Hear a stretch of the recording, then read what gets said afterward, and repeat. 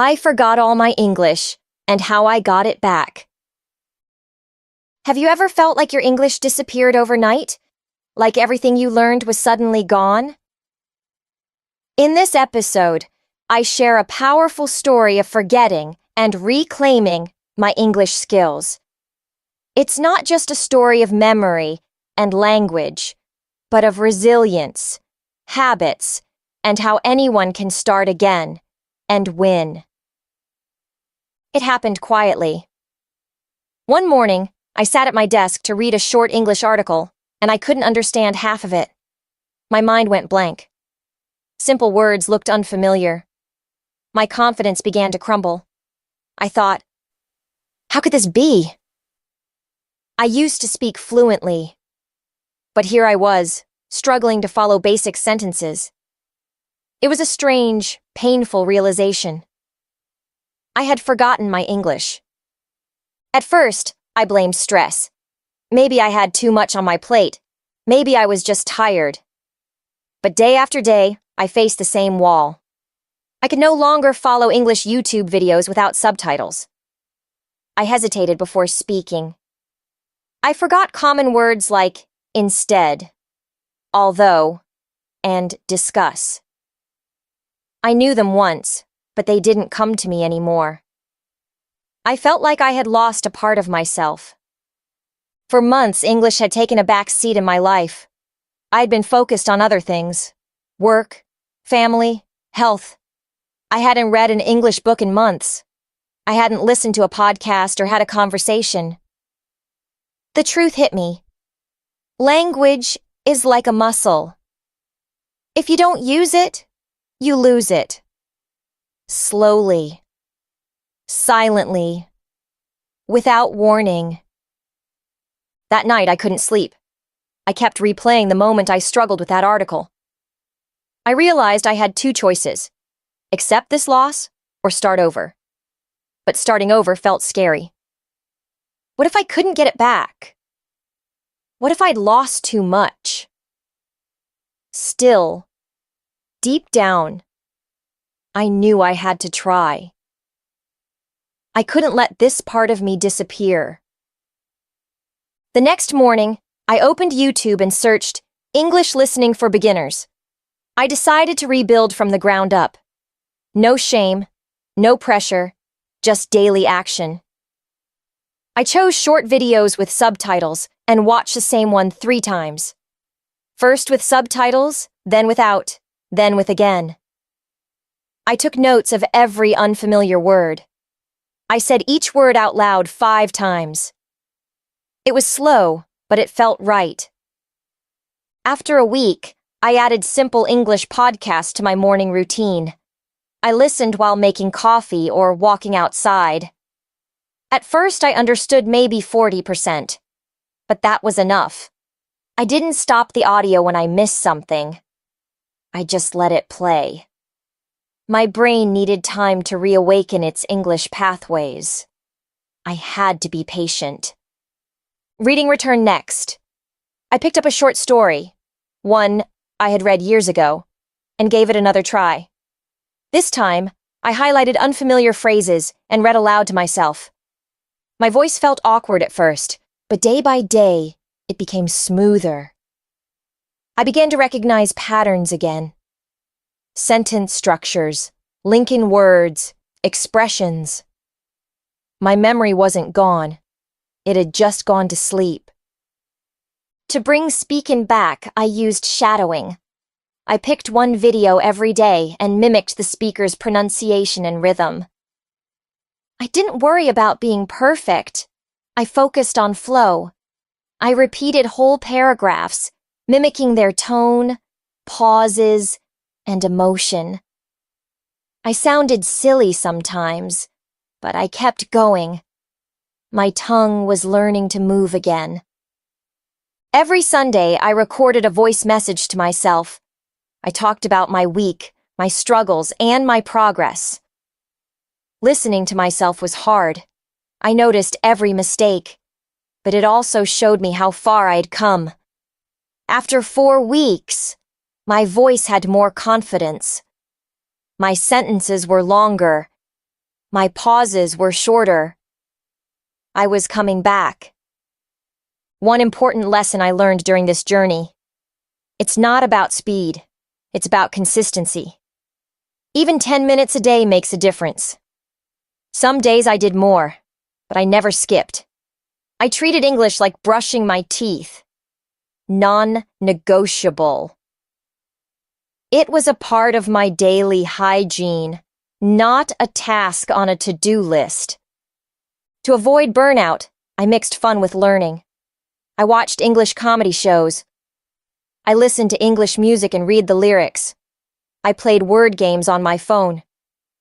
Every time I smiled during practice, it reminded me, language is joy. Learning should never feel like punishment. After 2 months, something magical happened. I had a dream in English. It was short, and I only remembered a few words, but it meant everything. My subconscious had switched back to English. That was the moment I knew. I was reclaiming my language. This journey taught me more than just how to remember English. It taught me how to be kind to myself, how to show up daily, how to believe in progress, not perfection. I stopped chasing fluency and started enjoying the process. I became a learner again, and that mindset changed everything. If you've ever felt like you lost your English, you are not alone. Many learners face this, especially after long breaks. But the good news is, it's always recoverable.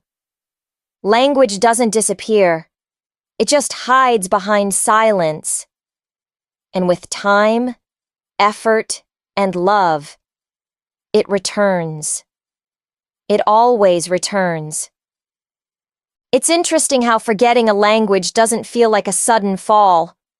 It's more like slowly turning down the volume on a song you once loved. You still remember the melody, but you can't hear the words.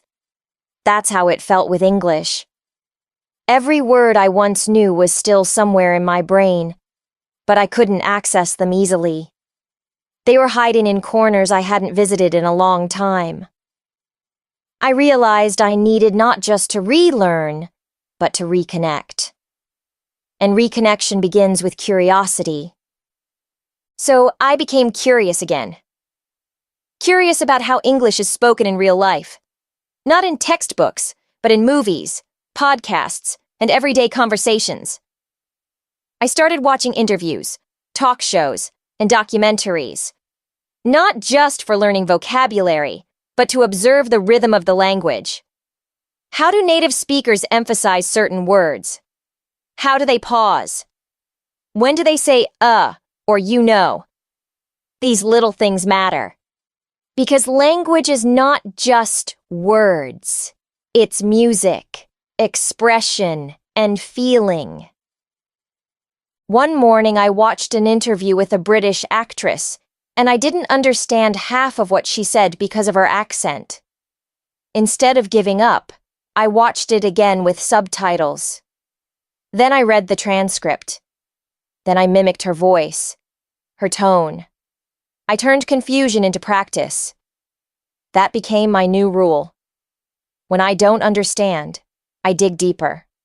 I explore, not retreat. Then came vocabulary building. I used to memorize long lists of words. This time I did it differently. I created a word journal.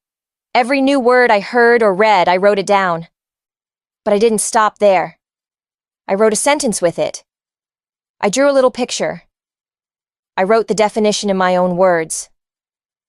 Then, at the end of each week, I reviewed my journal. It became a personal dictionary, built from my real experience. And because I created it myself, I remembered everything better. Next, I returned to grammar. But not in the traditional sense. I didn't open a grammar book. I analyzed real sentences. I'd take a sentence from a podcast or article and ask myself, why is this in the past perfect? Why did they use would have instead of could have? Grammar became a puzzle, and solving it felt like detective work. It was fun, not boring. But the biggest change came when I stopped studying English and started living in English. I changed the language of my phone and apps. I wrote my grocery list in English. I left sticky notes around my home with English expressions. Brush your teeth on the mirror. Stay calm on the door. You're doing great on the fridge. My house became an English environment. I was surrounded, and that made all the difference.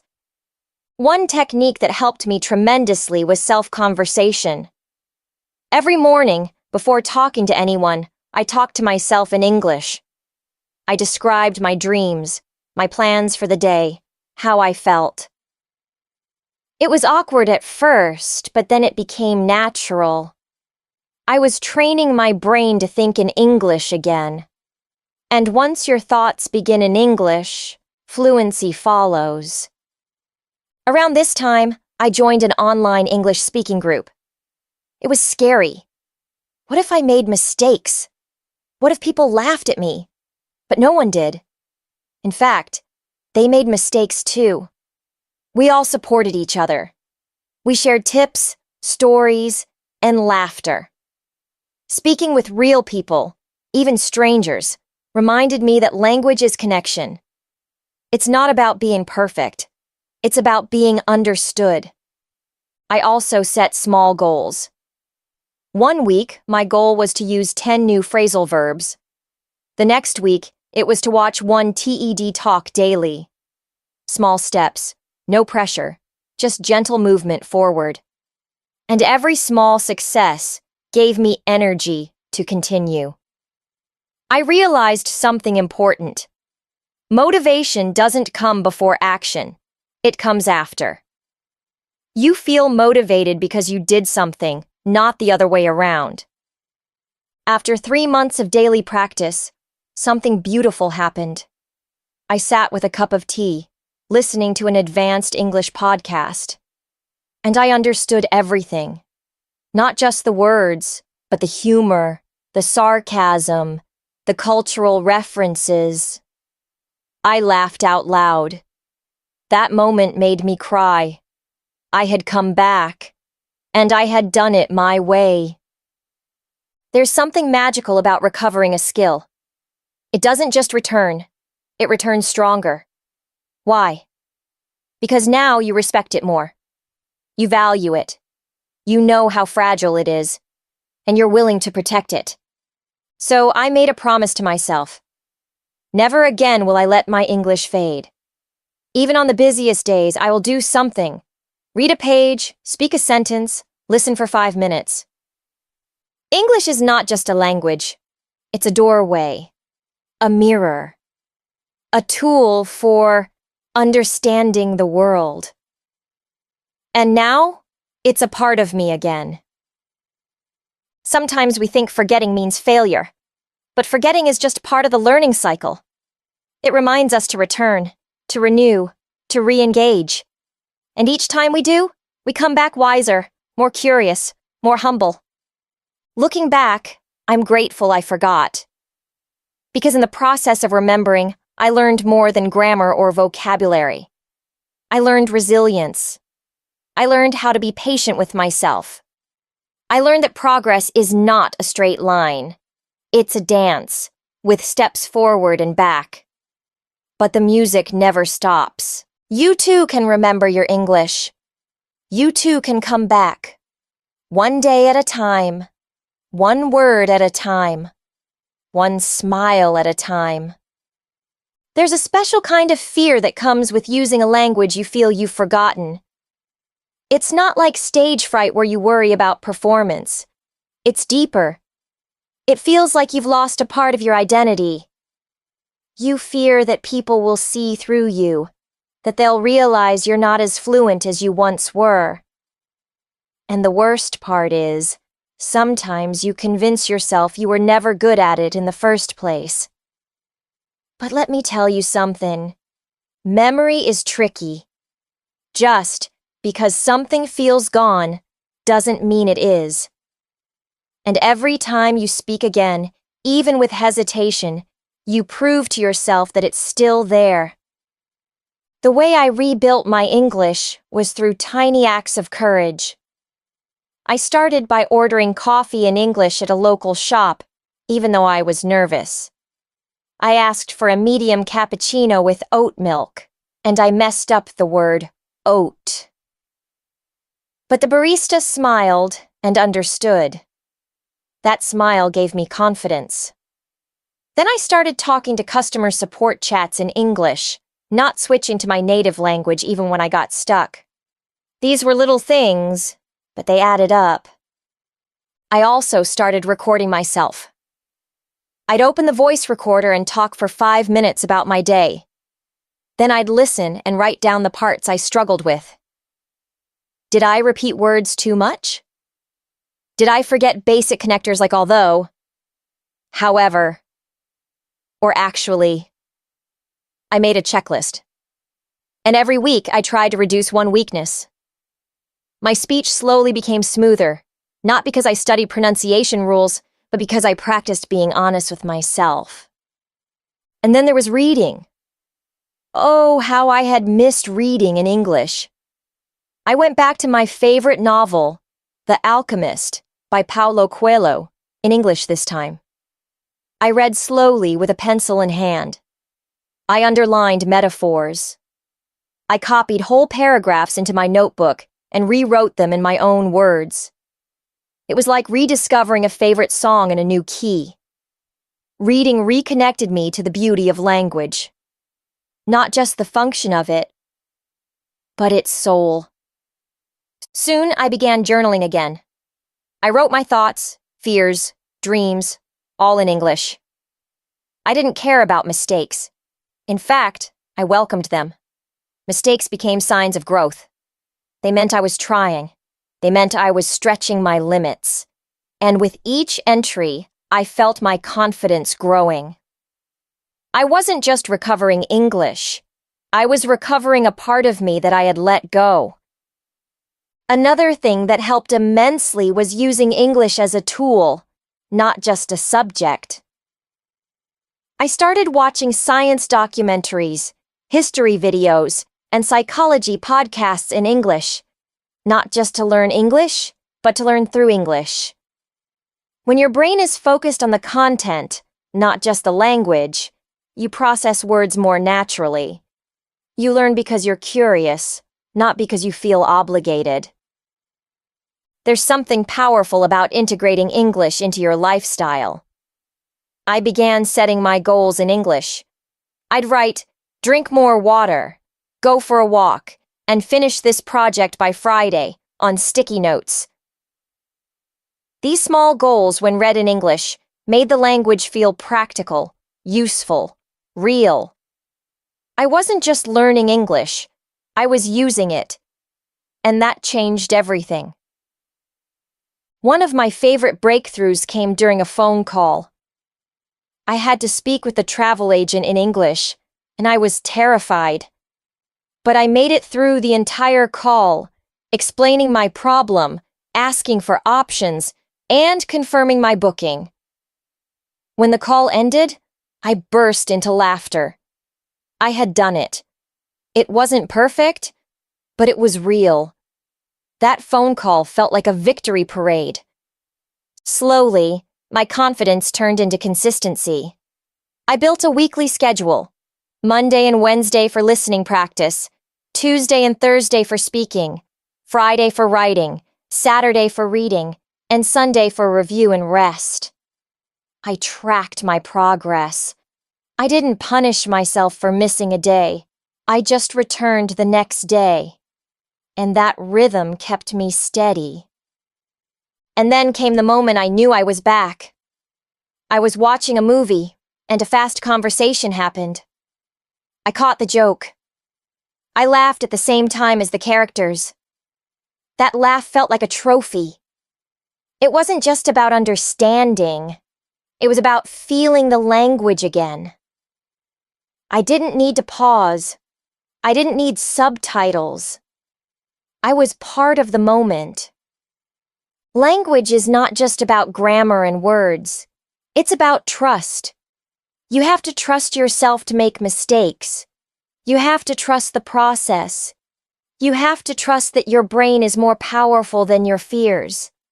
And most importantly, you have to trust that even when you forget, you are capable of remembering again.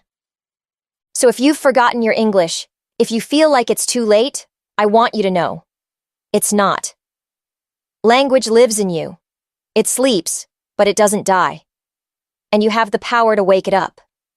Not all at once, but slowly, gently, with love and commitment.